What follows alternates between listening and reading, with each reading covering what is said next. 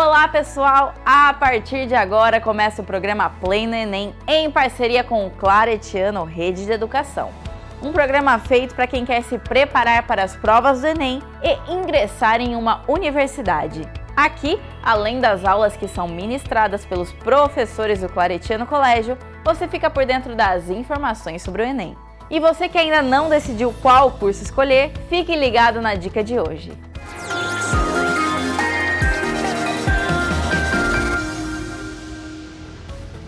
Olá, eu sou a Rayane e tô aqui para dar uma dica para vocês. E hoje eu tô aqui no Laboratório de Estética e vamos conversar um pouquinho com a coordenadora do curso, a Letícia. Letícia, você poderia falar um pouquinho sobre o curso? Claro, a Estética do Claretiano é um curso bacharelado. A duração do curso é de 3 anos. Ao longo desses 3 anos, o aluno ele pode se aprofundar em temas da saúde e da estética. Temos as disciplinas básicas da saúde e as disciplinas básicas da estética, contando com as disciplinas dos injetáveis relacionado à estética. No último ano do curso, os alunos contam com um estágio supervisionado também, onde eles colocam em prática tudo o que eles aprenderam ao longo dos 3 anos, podendo atender até a comunidade. E sobre o mercado de trabalho? O mercado de trabalho da estética cresce a cada dia, pois é um setor que lida com saúde, bem-estar e autoconfiança. E hoje em dia, quem não quer se sentir mais seguro e mais bonito, não é mesmo? Com certeza. Quer saber mais? Ficou interessado? Acesse o site do Claretiano.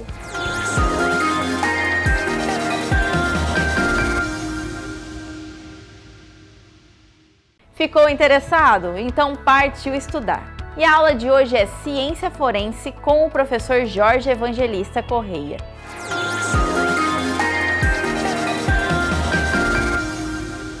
Olá, meu nome é Jorge, eu sou professor de Química do Claretiano Colégio e hoje a gente vai falar sobre as ciências forenses.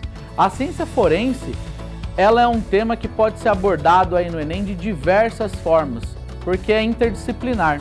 Então ela pode absorver conteúdos tanto da biologia, como da química, como da física. Por quê? Como vocês veem aqui, elas vêm do termo forense, que é do foro judicial, dos tribunais ou a eles relativo, que aplica conhecimentos científicos às questões criminais. Então, as ciências forenses vão utilizar aí da ciência para a resolução de qualquer tipo de crime. E não só crimes como assassinatos, mas qualquer tipo de investigação que requer aí um apoio científico, as ciências forenses vão atuar. Pode passar. Então, desde acidentes de trânsito, por exemplo, ou problemas de trânsito, como exames toxicológicos, como o exame do bafômetro, crimes contra a vida, então com análise de manchas de sangue, resíduos de arma de fogo, contra um patrimônio, diversos tipos de fraude, como adulteração de combustível, violações ambientais, então avaliando o impacto ambiental causado por alguma prática, contra a administração pública, ou seja, até análise de documentos, contra a ordem financeira, então análise de moeda falsa ou não, tudo que vai utilizar aí metodologia científica para utilizar na resolução de algum crime, de alguma fraude, é considerado uma ciência forense. E, como a gente fala de tráfico de drogas, também exame de identificação de substâncias ilícitas aí nos aeroportos, nas alfândegas. E daí quando a gente pensa numa cena de crime, e aí, o que vem na tua cabeça? O que um cientista forense, um perito criminal, vai avaliar numa cena de um crime, por exemplo? A gente tem aí duas grandes vertentes, que são os materiais biológicos e a identificação de compostos químicos aí que interessam para a investigação. Focando aqui nos materiais biológicos, o que a gente tem de material biológico em uma cena de um crime? Pode passar. Vamos pensar aqui, se tiver sangue, se o exercício do Enem pedir aí uma cena de um crime que exista sangue, a gente tem que pensar primeiramente, quais são os 3 tipos de célula principais que nós encontramos aí no sangue? As hemácias, são as séries vermelhas aí, né, como a gente conhece popularmente como glóbulos vermelhos, são as células aí de transporte de oxigênio. A gente tem que lembrar que elas são células que não possuem núcleo, então ela tem uma biologia, uma arquitetura modificada para o transporte de oxigênio, e isso vai ser relevante em diversas análises. Os leucócitos, que é a série branca, os glóbulos brancos, que vão atuar na defesa. Então são células de diversos tipos. Vocês percebam aqui que tem a presença aí de núcleos, indicando aí a presença de DNA, e as plaquetas, que vão atuar aí, são fragmentos de células que vão atuar na coagulação. E daí quando a gente pensa numa cena de crime, numa análise de sangue, a gente vai pensar primeiramente no quê? No DNA, né? A identificação de a quem pertence aquele sangue. Pode passar. Que também pode ser encontrado no cabelo e até mesmo no líquido seminal, em uma outra possível tipo de crime. Então o DNA é a chave, é o nosso código genético. A partir da análise de certos fragmentos de DNA, a gente consegue identificar uma pessoa, porque no nosso DNA tem regiões que funcionam como impressões digitais, que elas são únicas, repetições de sequências que são altamente imutáveis e que se tornam, quando combinadas, únicas entre cada pessoa. Cada pessoa só vai ter um tipo. Então a gente consegue identificar pessoas analisando esses fragmentos de DNA. E quando a gente pensa em DNA, a gente vai pensar em separar quais células, encontrar quais células lá nas cenas do crime. No sangue, a gente só pode contar com os leucócitos, porque nas hemácias, as hemácias vão lembrar, não tem núcleo. Então a gente não consegue analisar o DNA nuclear dessas células. Então a gente vai querer extrair DNA aí dos leucócitos, do cabelo. Isso é uma questão importante. No cabelo, a gente só vai encontrar DNA no bulbo capilar, que é na base do cabelo, a famosa raiz. Então o cabelo ele precisa estar com o bulbo capilar para a gente conseguir extrair DNA do cabelo e identificar a pessoa. E através aí do líquido seminal, retirando o DNA dos espermatozoides. E agora, quando a gente pensa em análises químicas, eu trouxe aqui um primeiro exercício para a gente trabalhar. Eu vou ler para vocês. Um reagente muito utilizado pela polícia científica na identificação de vestígios de sangue é o luminol. Esse reagente tem a vantagem de indicar a presença de sangue, mesmo quando a cena do crime foi limpa.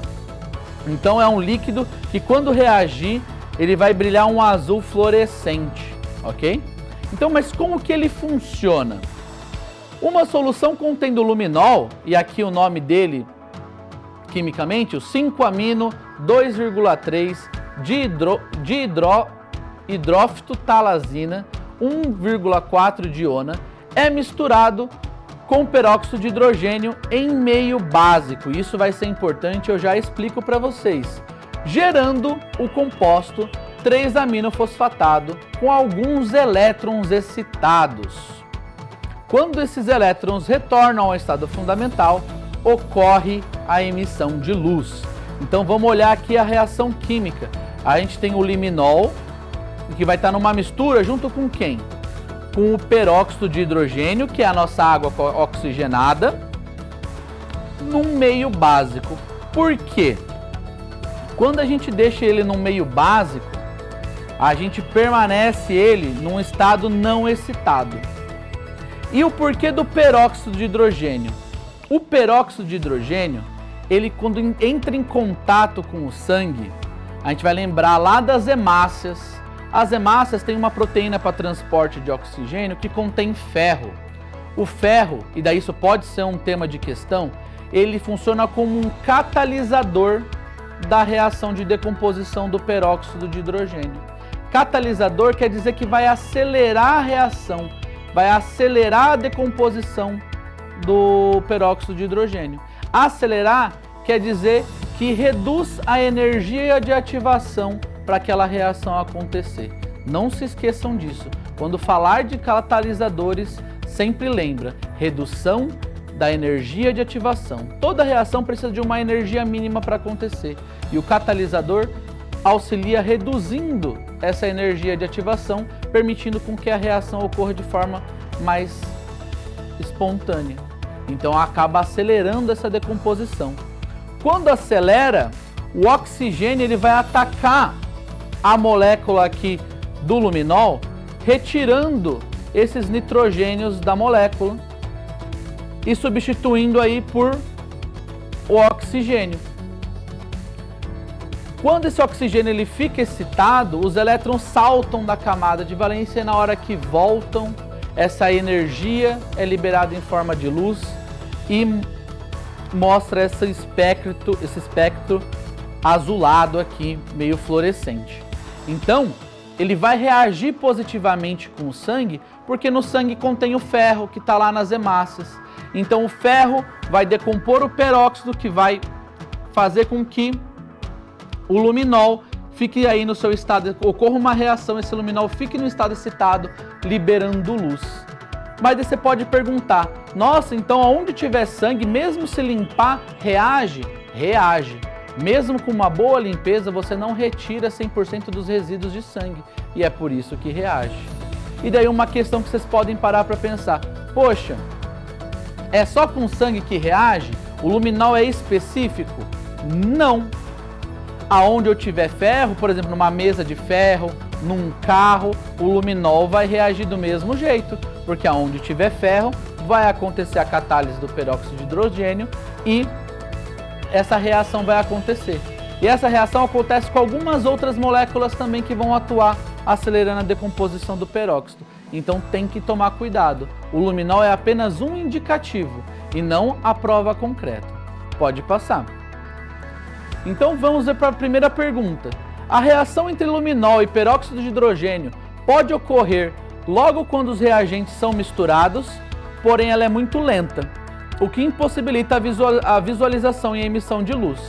Quando os reagentes entram em contato com o sangue, mesmo em quantidades mínimas, o ferro presente na hemoglobina acelera a reação de tal forma que é possível visualizar a mancha de sangue.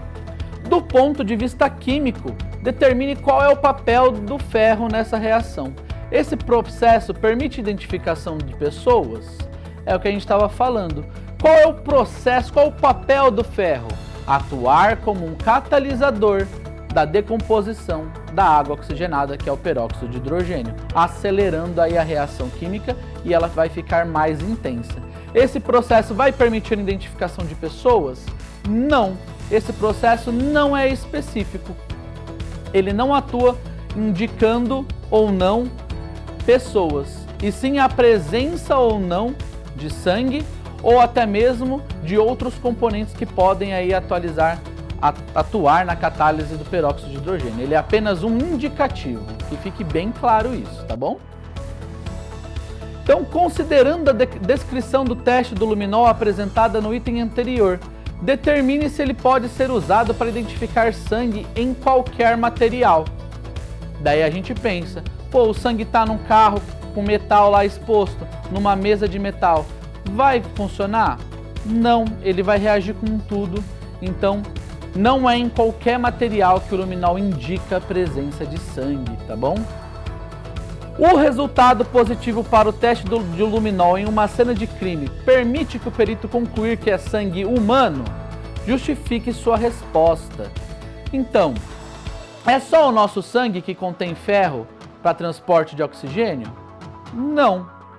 Diversos animais, mamíferos aí, têm a mesma estrutura. Então, o luminol vai indicar ali a presença de sangue. Agora, se é sangue humano ou não, a gente não afirma com base na reação apenas do luminol, ok? Lembra disso, beleza? Pode passar para a próxima. Agora uma segunda e última questão para a gente finalizar aí uma nossa revisãozinha aí de ciência forense. A incorporação de substâncias pelo cabelo pode ser feita por diferentes formas.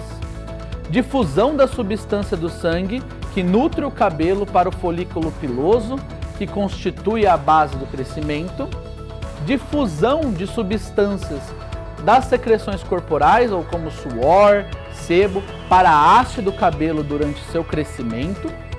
E existem diversos fatores que influenciam a incorporação de substâncias pelo cabelo.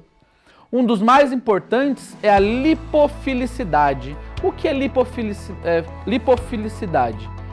É a interação com moléculas aí de gordura.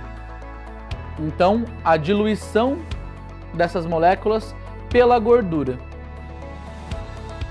Ou seja, sua afinidade por lipídios. Moléculas lipofílicas não carregadas eletricamente penetram com mais facilidades nas membranas do cabelo, que são lipoproteicas, e difundem-se de forma mais rápida.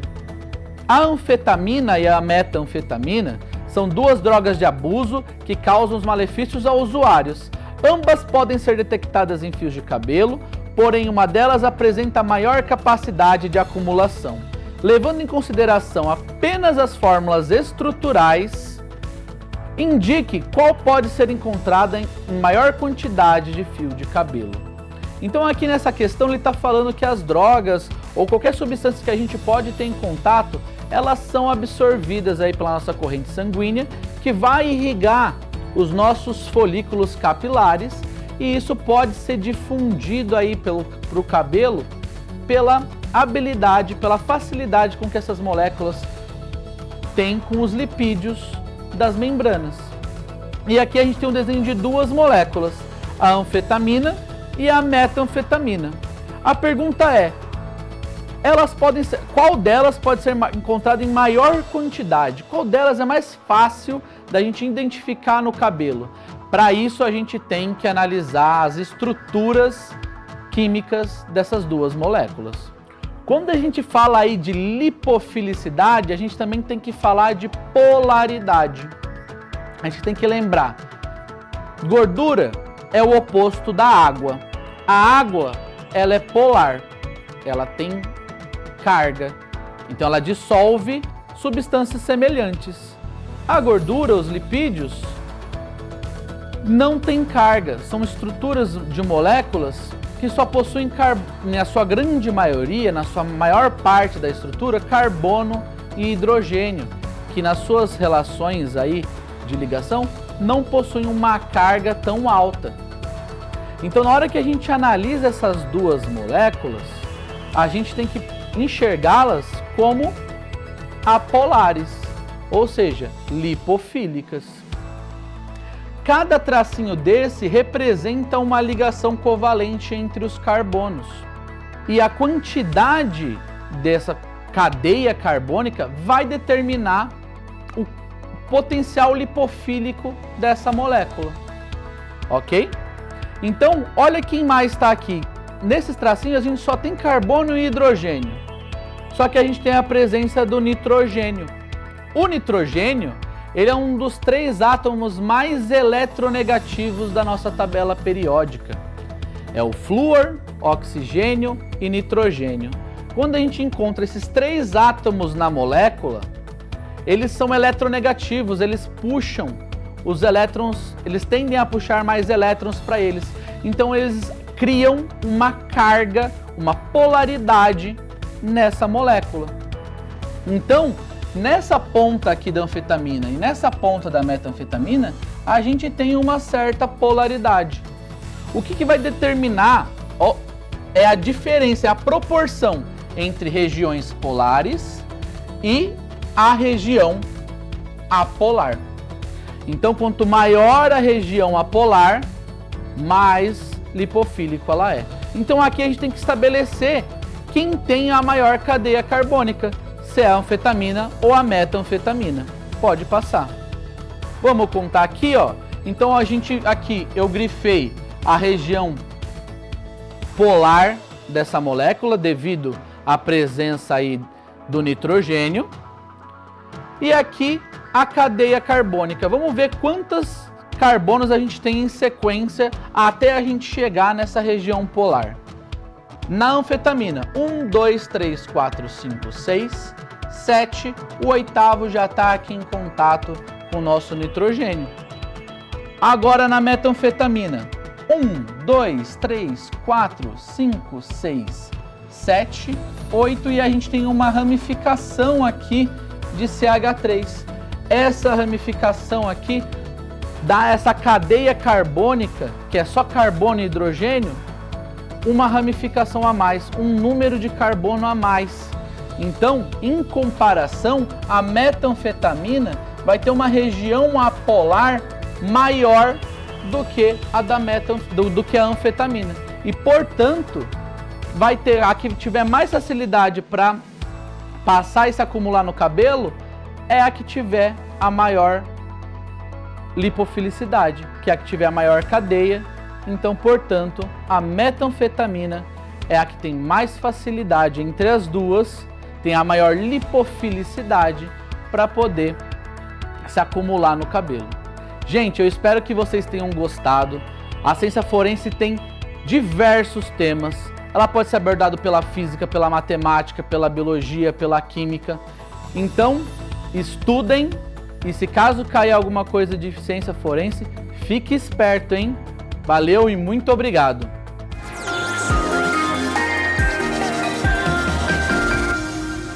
E reforçando para a última fase, lembre-se só de relaxar e das regras para o dia da prova. Levar caneta esferográfica de tinta preta transparente, levar o documento oficial de identificação original e com foto, levar o cartão de confirmação de inscrição, não é obrigatório, mas é legal levar. Além de chegar no horário. Meio-dia, a abertura dos portões, à 1 da tarde ao fechamento, da 1 à 1h30 da tarde, procedimentos de segurança na sala de prova e o início das provas é à 1h30. Bom, por hoje é só, pessoal. Uma boa prova a todos e boa sorte nessa segunda fase.